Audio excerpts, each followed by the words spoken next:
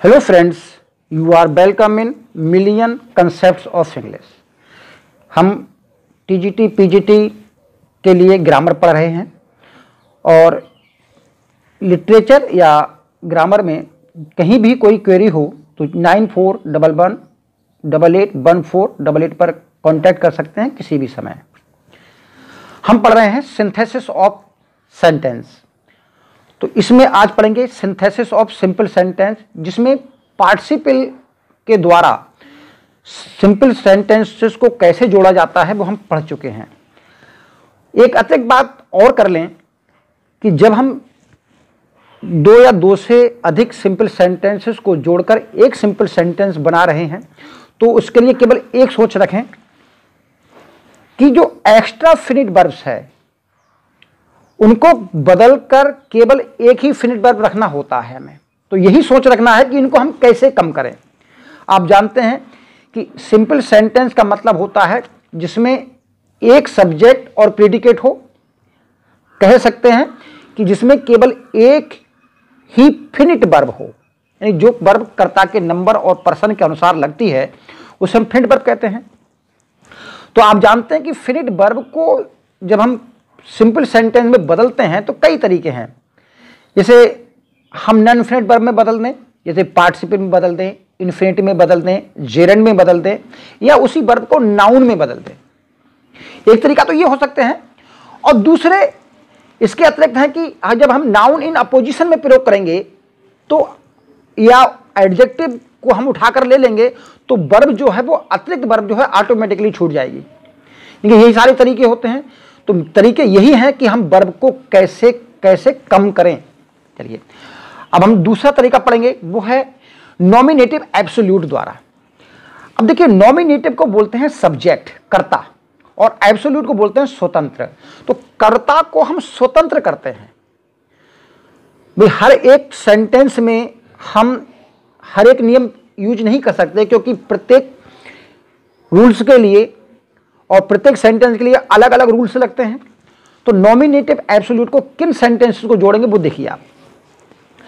जब दो सेंटेंस में फर्स्ट वर्ब रीजन का काम करे, यानी कि कारण का काम करे, और जो सेकंड वर्ब है वो उसका रिजल्ट हो, उसका परिणाम हो, तो ऐसे में हम क्या करते हैं, जो हमारी रीजन वाली वर्ब है, जो हमारी वर्ब कारण का काम करती है, उस वर्ब के सब्जेक्ट को हम एब्सोल्यूट कर देते हैं, यानी कि स्वतंत्र कर देते हैं, और उसके बाद उसी वर्ब को हम पार्टिसिपल में बदल देते हैं।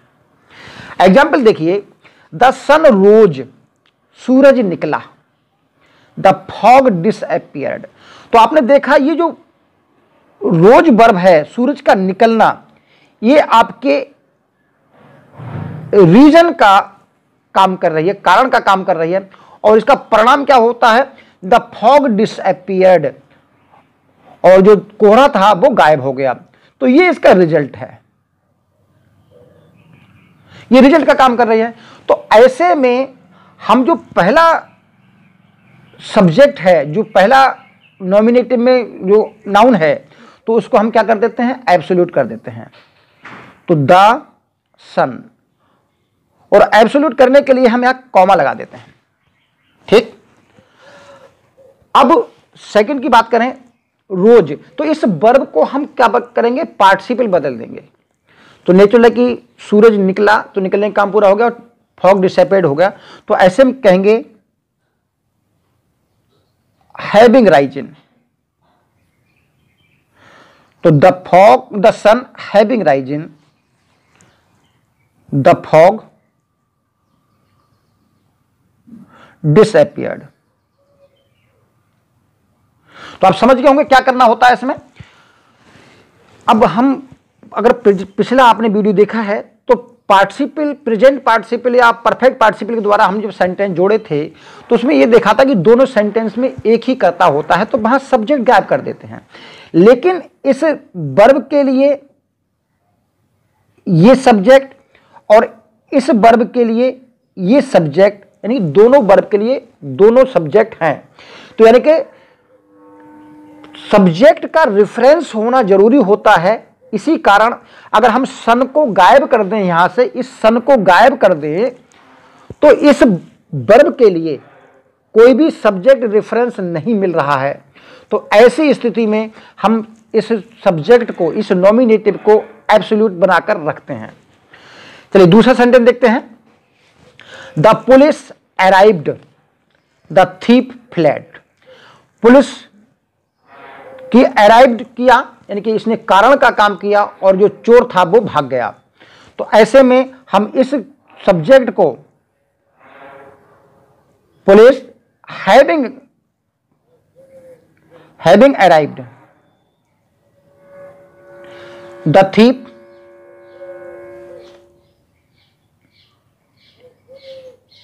फ्लेड। दूसरा सेंटेंस देखते हैं। The weather was fine, we started our journey. तो क्या करेंगे? The weather being fine. देखिए इसको पार्टिसिपल बनाएंगे तो बी वर्ब का है, तो बी की जो आईएनजी फॉर्म होती है, प्रेजेंट पार्टिसिपल फॉर्म होती है, वो बीइंग होती है। तो the weather being fine, we started our journey. तो ये थे आपके पार्टिसिपल द्वारा। और दूसरा एक और सीखते हैं, वो है आपका नाउन और नाउन फ्रेज इन एपोजिशन। देखिए एपोजिशन का मतलब होता है, इसको हम केस इन एपोजिशन भी बोलते हैं। एपोजिशन का जो मीनिंग होता है,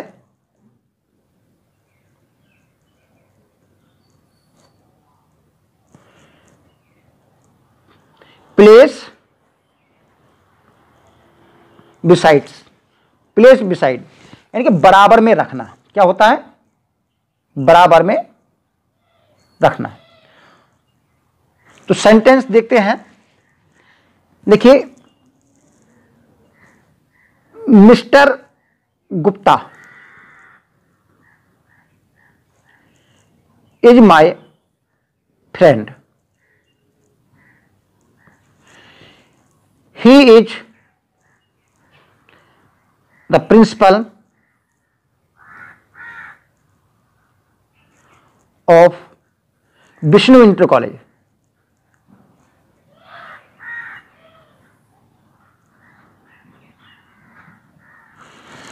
तो हम क्या देखते हैं, फ्रेज इन अपोजिशन क्या होता है। देखिए मिस्टर गुप्ता जो है विष्णु इंटर कॉलेज के प्रिंसिपल हैं।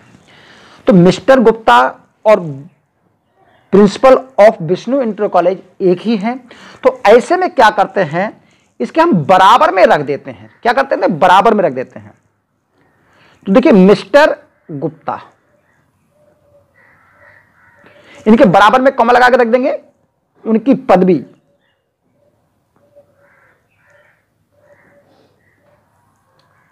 The principle of Vishnu inter college.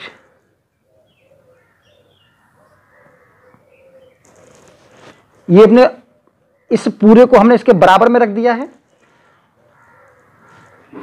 Is my friend, is my friend. तो आपने देखा कि जो यहां पर इस सेंटेंस की इज वर्ब है वो ऑटोमेटिकली कम हो गई और इस सेंटेंस में केवल एक ही वर्ब बची और ये आपका सिंपल सेंटेंस बन गया। तो समझ गए नॉमिनेटिव एब्सोल्यूट क्या होता है कि इस किसी भी सब्जेक्ट का या इसके ऑब्जेक्ट का दूसरे सेंटेंस में एक पदवी होती है, उसका दूसरा नाउन फ्रेज होता है। एक और एग्जांपल देखते हैं कि my brother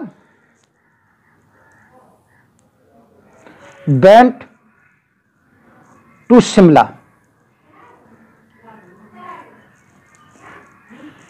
Shimla is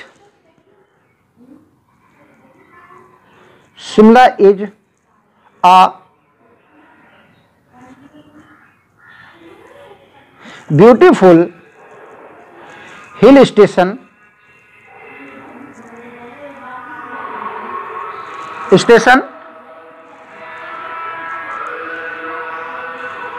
in Himachal, ये लास्ट रहने दे रहे हैं।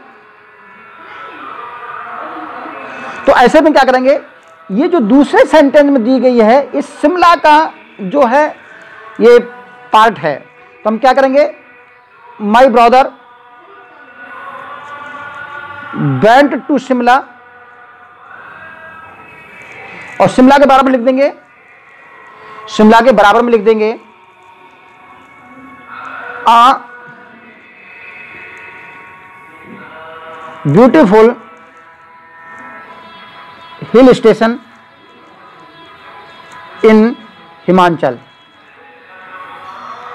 तो इतना ही रहने दे रहे हैं क्योंकि लाउड स्पीकर बोल रहा है। Thank you, all the best.